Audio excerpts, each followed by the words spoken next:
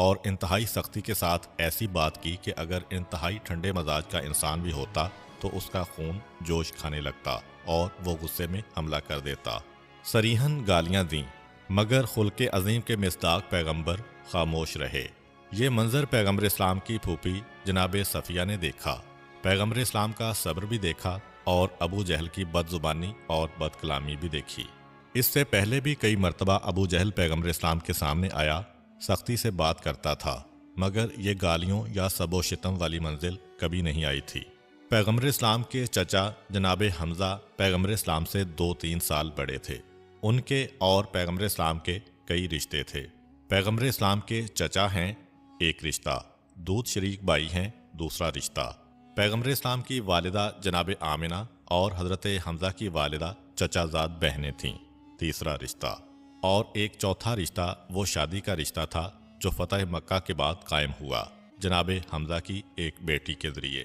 اور اس کے ساتھ ساتھ یہ کہ ہم عمر بھی تھے۔ پیغمبر اسلام صلی اللہ علیہ وآلہ وسلم کی عمر 45 سال ہے اور جناب حمزہ کی عمر تقریباً 50 سال ہے، تو آپس میں دوستی بھی تھی۔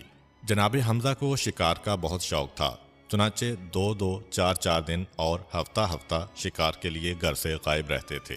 کبھی ایک دن کے لیے گھر واپس آئے اور پھر چلے گئے، کیونکہ ایک طرف تو اپنے بڑے بھائی جناب ابو طالب کی سرداری اور قیادت پر اعتماد تھا کہ وہ ہر طرح کے حالات کو سنبھال لیں گے اور اگر میری کبھی ضرورت پڑی تو میں حاضر ہو جاؤں گا۔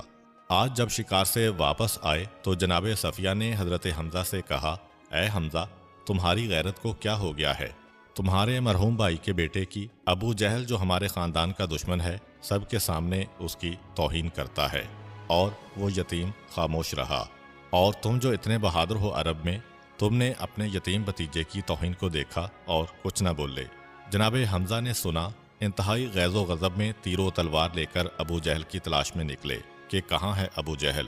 پتہ چلا کہ مسجد الحرام میں بیٹھا ہے۔ اب تک ابو جہل کو یہ بڑا اطمینان تھا کہ ہمارے لیے جو سب سے خطرناک شخصیت ہے وہ پیغمبر کا ساتھ نہیں دے رہی۔ آج جب جناب حمزہ انتہائی غیظ و غضب میں بھرے ہوئے مسجد حرام میں داخل ہوتے ہیں، کمان ہاتھ میں ہے، اس زور سے ابو جہل کے سر پہ ماری کہ کمان ٹوٹ گئی۔